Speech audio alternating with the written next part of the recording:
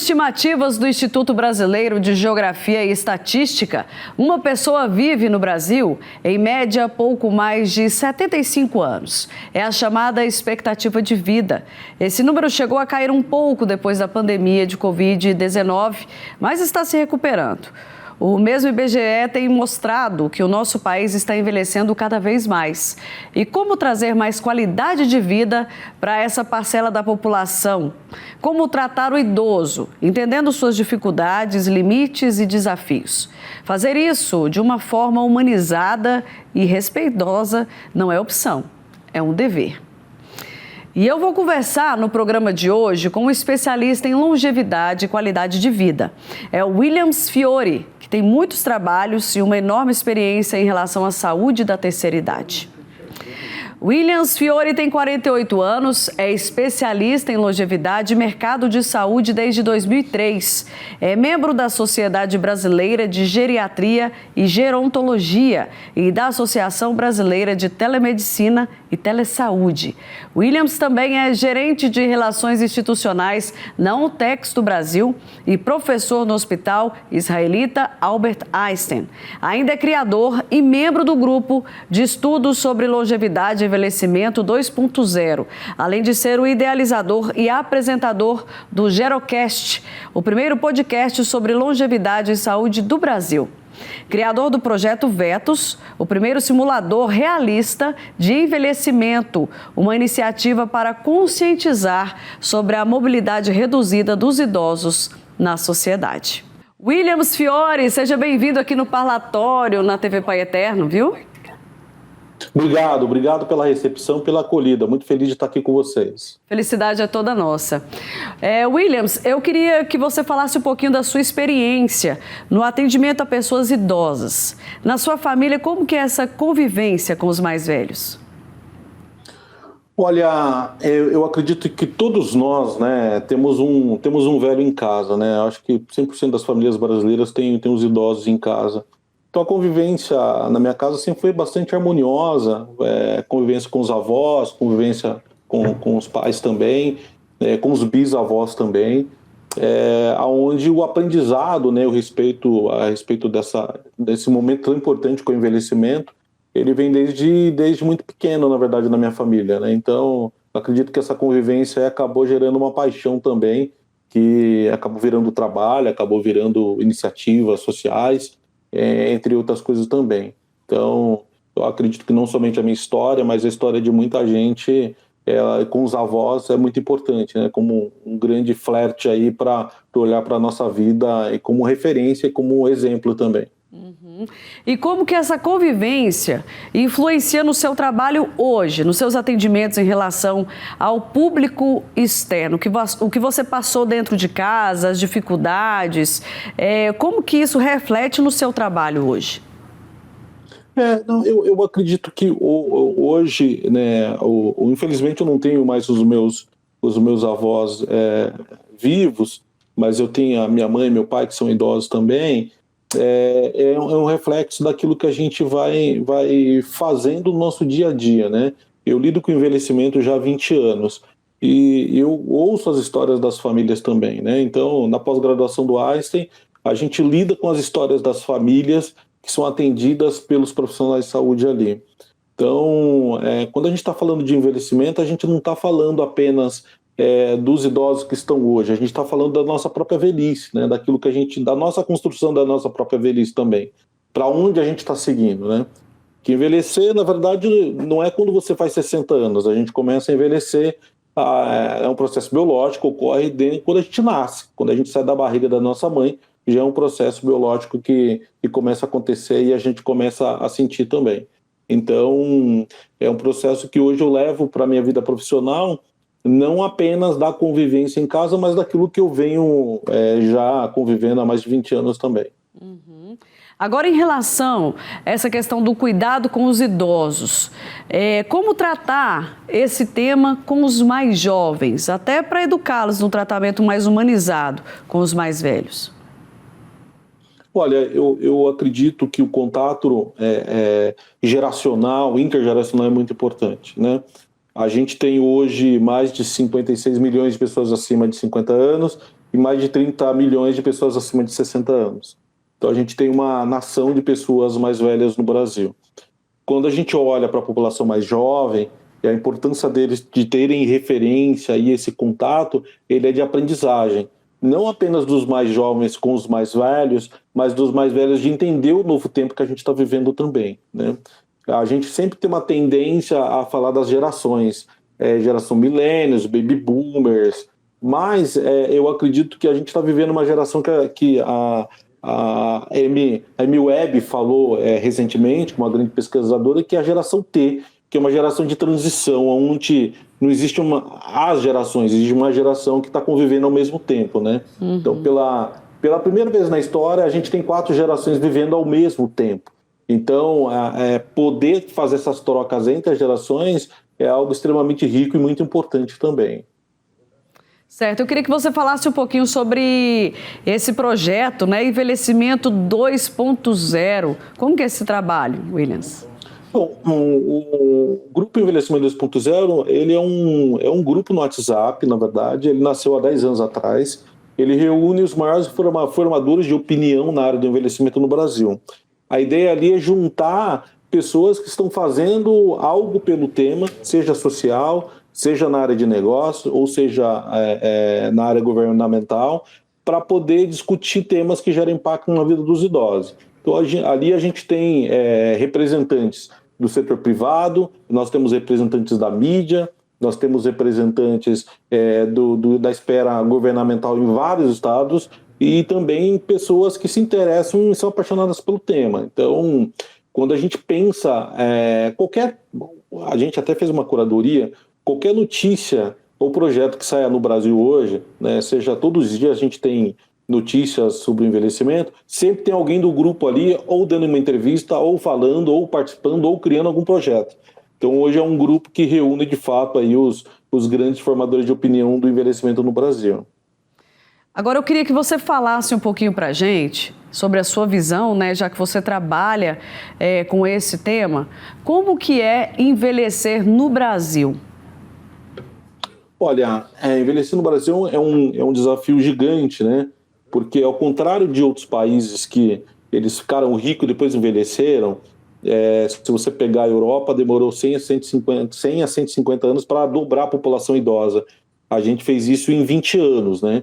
De 2000 até agora, a gente saiu de 14 milhões para 32 milhões de pessoas acima de 60 anos. E a gente não enriqueceu. Então, a gente tem um grande desafio que é de atender e entender as demandas dos idosos, que são as demandas sociais e as novas configurações familiares também, né? Então, um grande desafio hoje é justamente entender essas demandas que esses idosos têm atualmente para a gente poder dar o melhor para eles. Até porque falar de envelhecimento não é sexo, falar de envelhecimento não gera engajamento. Porém, eles estão aí, a gente não pode ignorar, na verdade, essa mudança, essa revolução que a gente está vivendo, né? Nunca na história da humanidade nós tivemos tantos idosos convivendo e ao mesmo tempo. Então, a gente tem um desafio enorme no Brasil de entender a demografia, né? Quando a gente pega a demografia por estados, a gente pega a demografia no Brasil, a gente percebe que a gente ignora, de alguma forma, os números, os dados. Mas, por um outro lado, isso gera impacto não somente econômico, mas gera impacto familiar, né? Então, as famílias têm que cuidar dos idosos. E aí você tem instituições de longa permanência que precisa acolher. Então, a gente tem uns grandes desafios aí para a gente poder fazer também. Tá certo. Williams, eu vou chamar agora um rápido intervalo e já a gente continua, viu? Tá bom. E olha, você conhece o Gerocast? É o primeiro podcast sobre longevidade e saúde no Brasil e é idealizado pelo Williams. Os detalhes você acompanha daqui a pouco, depois do intervalo. Até já.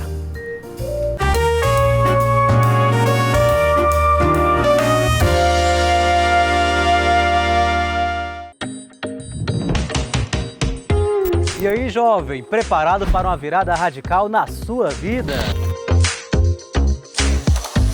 O Senhor conta contigo. Já pensou em embarcar nessa aventura? Se ficar esperando o momento ideal, nunca sairá do lugar. É preciso um pouco de ousadia para dar o próximo passo.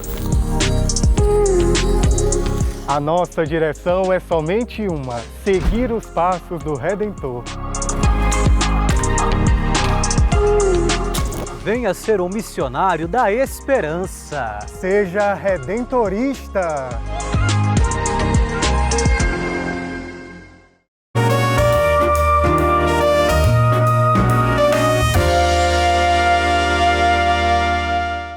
Estamos de volta com o Parlatório e eu estou conversando hoje com Williams Fiore. Ele é especialista em saúde dos idosos e uma das maiores referências nacionais no assunto. Ele é o criador do primeiro podcast brasileiro sobre longevidade. Williams, eu queria que você falasse quais são os frutos mais importantes que você considera ter gerado em mais de 20 anos, trabalhando com a temática da longevidade e dando essa atenção especial aos idosos. Olha, eu acredito que o maior impacto ele é na parte educacional, né? Educar as pessoas para entender sobre o envelhecimento, né? Eu estou atuando na gerontologia e na geriatria há alguns bons anos aí. Eu acredito que gerar paixão nas pessoas por esse tema e principalmente gerar um impacto nas famílias, né, de alguma forma, para que as pessoas respeitem. Porque é sempre, né, que eu chamo de menos um encontro, né? Então imagine só que esse aqui você com seus pais ou com familiares ou com quem você ama, a cada contato que você tem com eles ali é menos um encontro, né? E quando a gente está falando dos idosos, esses menos encontros eles vão ficando menores, na verdade, né? Então, se a gente começa a entender que esses menos encontros são importantes, a gente começa a dar qualidade de encontro. Então, acredito que os impactos deixados, de alguma forma, foi sensibilizar as pessoas sobre valorizar esses menos encontros que a gente tem com os nossos velhos. É dar importância, né, e valorizar cada momento, inclusive respeitar, né, os limites, as limitações dessas pessoas. Isso é importante. Eu queria que você contasse para a gente sobre esse podcast sobre longevidade, como que começou essa ideia e quais as abordagens desse programa. Eu sou ouvinte de podcast desde 2006, né, quando começou o podcast no mundo, né? E o podcast sempre foi em áudio. O meu podcast é em áudio até hoje. E eu comecei a produzir o podcast em 2010. Eu via que existia vários temas falando de tecnologia, né, de cultura pop, mas não existia nada falando de longevidade no mundo. Então eu criei o Gerocast para poder documentar a história dos idosos, documentar a história das pessoas que atuavam com envelhecimento. Então, o Gerocast hoje tem mais de 1000 episódios no ar, ele está no Spotify, na Amazon, ele está em todas as plataformas de áudio, e ele tem hoje mais de 150 mil ouvintes, né, cada episódio, e quase 60 milhões de downloads aí nesse período. Então, é um impacto bastante grande, e principalmente da gente documentar as histórias desses idosos que estão ali. Então, o foco principal dele é ser um foco social, né? Que é de ouvir as histórias das pessoas, das famílias, e a gente ter documentado em áudio de alguma forma ali. E qual que é o público que mais ouve o podcast? Olha, geralmente o podcast tem um público muito jovem, né? O Gerocast ele vai na contramão disso, que o nosso público ele é mais de 60% mulher e mulheres acima de 45 anos, né? Então, ele vai numa contramão, na verdade, aí da maioria dos podcasts. Então, a gente tem um público bastante feminino, até porque hoje a gente tem um fenômeno que a gente chama de feminização da longevidade, né? A longevidade, ela é enorme e ela é feminina, né? Então, a gente tem uma feminização e isso acaba transpondo e aparecendo ali no Gerocast também. Para explicar como é que faz para acompanhar o podcast? Olha, se você digitar no Google Gerocast, ali já vai aparecer Spotify, Amazon, Deezer, todas as plataformas de áudio você consegue ouvir. Então tá fácil. Você também criou um simulador realista de envelhecimento. Eu queria que você explicasse para a gente que simulador é esse, qual que é o objetivo dele. Então, o simulador, ele é uma roupa, né, que foi importada do Japão, que ele te dá a sensação de ser um idoso com 85 anos. Então ele tem um óculos que simula catarata, perda de visão periférica e glaucoma, ele tem travas de braços e pernas que simulam artrite, artrose e doenças da articulação. Então, ele é eu chamo de simulador de empatia, porque você sente na pele como é ser um idoso com 85 anos com mobilidade reduzida. Então, a gente consegue simular, na verdade, um idoso sentando no sofá, andando, caminhando, fazendo atividade do dia a dia, cozinhando, e aí a gente consegue sentir na pele, de fato, as dificuldades que esses idosos podem ter também. E qual que é o impacto dessas pessoas que utilizam esse colete, né? Um colete. O que eles falam depois que utiliza, que faz essa experiência? Olha, geralmente tem um impacto emocional muito grande, né? Não é incomum as pessoas chorarem após ouvir, de sentirem na pele, por conta das pessoas se verem na vida de alguns idosos da própria família, né? Então, ele é por isso que a gente chama de simulador realístico de empatia, porque ele gera impacto de fato real ali e a pessoa sente na pele, né? Então, um jovem de 20 anos, ele não se imagina naquela situação, então quando você coloca ele naquela situação, você de fato gera um impacto emocional bastante grande. E aí você leva esse colete para onde? Como que é feito esse trabalho de conscientização? Esse é um projeto social, né, que é da Untex, junto com a marca Big Frau. É um projeto que vai para o Brasil todo hoje, passaram mais de 100 mil pessoas, já passaram pela experiência. O projeto ganhou um prêmio da ONU América Latina em 2018 como o melhor projeto de impacto social na América Latina. E ele é um projeto aberto à sociedade, né? Então hoje a gente tem algumas parcerias com governos e também entidades públicas e privadas, né? Então, por exemplo, a gente está com um projeto super legal hoje com a OVG no estado de Goiás, levando para todas as instituições do estado. A gente também tem uma parceria muito forte no estado de São Paulo, com a Secretaria Estadual de Saúde. Então, ele é um projeto aberto e um projeto social também. Williams, a gente já falou um pouquinho sobre como que é envelhecer no Brasil, né? A gente falou em relação à dignidade humana, mas eu queria que você também desse a sua visão em relação aos direitos dos idosos no Brasil. O que você acha que ainda é um desafio para quem está na terceira idade aqui no Brasil, em relação a leis? Olha, por incrível que pareça, o Brasil, que esse é um exemplo de leis, tá? De legislação. Não falta legislação. A gente tem defesa dos idosos onde muitos lugares do mundo não tem.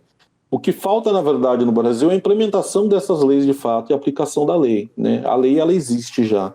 Então, eu acredito que a gente precisa muito mais de uma conscientização, não apenas da lei, mas social, né? Sobre etarismo, sobre preconceito etário, sobre idadismo também, né? Então, assim, sobre os preconceitos que tem contra a pessoa idosa.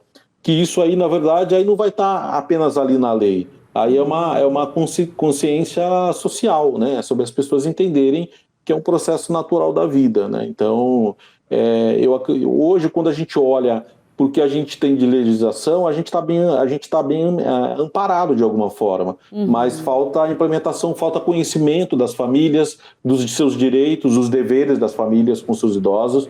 Então, eu acredito que o grande desafio que a gente tem como sociedade é educação, é educar as pessoas sobre a temática também. Esse respeito que a gente falou muito aqui, Williams, principalmente em relação aos jovens. Você que analisa bastante, né, que atende bastante idosos, com certeza eles vão acompanhados. Você vê que ainda tem uma falta de, talvez, paciência com os idosos dentro de casa? Existe sim, por conta do tempo dos idosos ser diferente, né?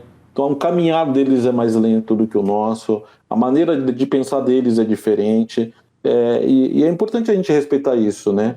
Porque se a gente imaginar que o tempo ele vai passando para cada pessoa completamente diferente um do outro, então, de fato, existe sim, né, uma dificuldade das pessoas entenderem a maneira dos idosos pensarem.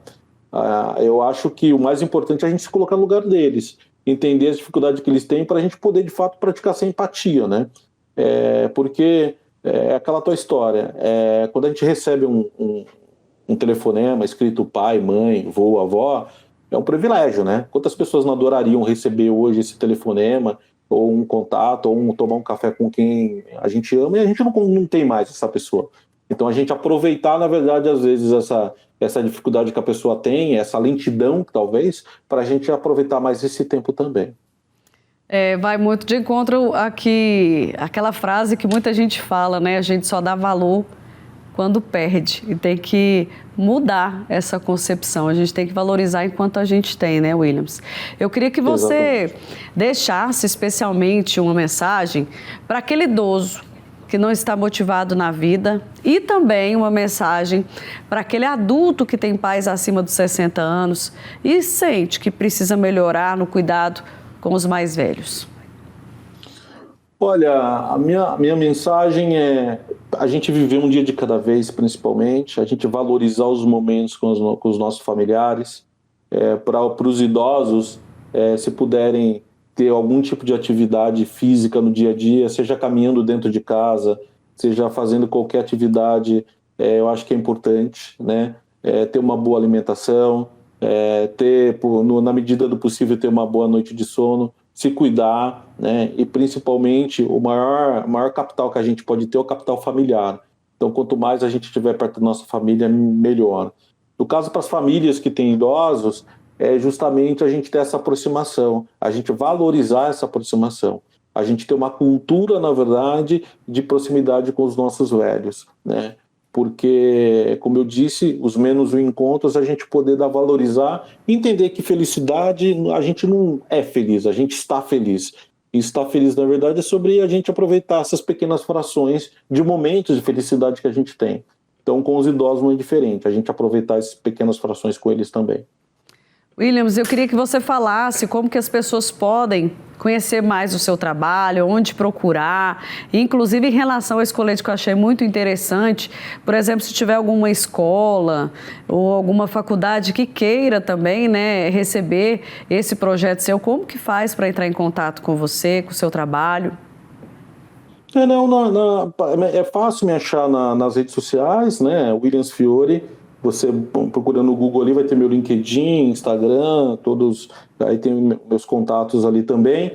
O projeto é um projeto da marca Big Frau, também se você digitar simulador realístico de envelhecimento, já vai ter o contato direto ali também para poder nos convidar e a gente poder trocar uma ideia e poder fazer também de forma conjunta. Williams, eu quero agradecer mais uma vez a sua participação aqui no Parlatório. Parabéns pelo seu trabalho, eu acredito que é uma forma de você estar incentivando mesmo o respeito com os mais velhos, com os idosos, que a gente sabe que tem as suas limitações e que devem ser respeitadas, até porque os jovens de hoje são os velhos de amanhã, né, Williams? Exatamente. A coisa mais moderna que existe nessa vida é envelhecer, né? Então, o futuro é agora. Então, todos nós aí, se der tudo certo, a gente vai envelhecer. Amém. Williams, muito obrigada. Seja sempre bem-vindo aqui na TV Pai Eterno, aqui no Parlatório, viu? Parabéns pelo seu trabalho. Obrigado, viu? Eu que agradeço. Até Obrigado. mais. Até mais. E muito obrigada a você que esteve comigo hoje no programa Parlatório. Que o Pai Eterno te abençoe sempre ao longo dessa semana e até o nosso próximo encontro. Tchau, tchau.